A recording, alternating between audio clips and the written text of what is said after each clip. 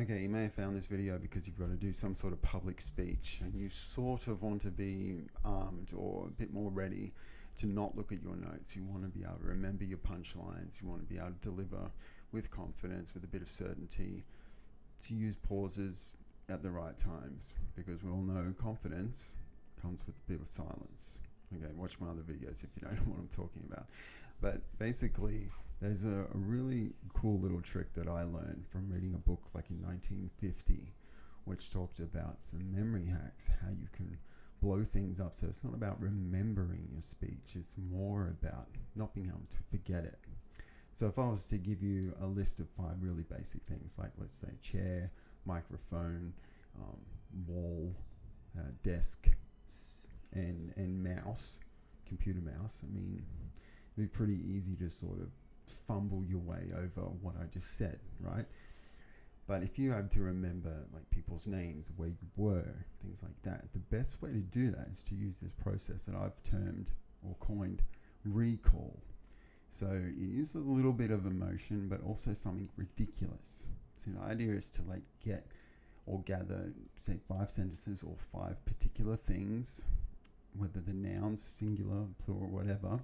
You put them into a ridiculous story with a touch of emotion so that it's difficult to forget.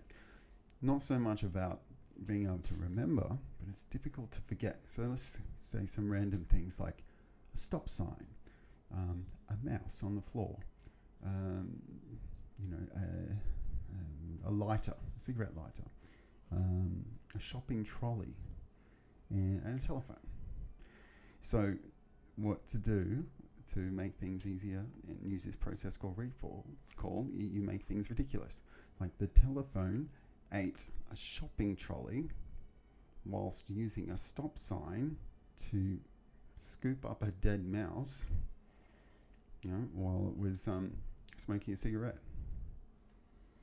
Now, it's absolutely ridiculous and it's silly, but what you remember in terms of the emotion there was the dead mouse. We didn't say it was dead, but we gave it sort of a verb or a doing, an action. So what, even if we pinched our hand and said when it was dead, we'd remember that part. So a shopping trolley, or a phone that's using a shopping trolley to pick up a dead mouse using a stop sign, smoking a cigarette.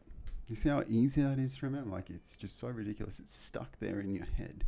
And that's the best way for you to remember speech, is that you just make it sound ridiculous. So if you're at a wedding, for example, and you have to remember the bride's name because you've just met her, even if you're the master of ceremonies, for example. So it's Todd and Janet.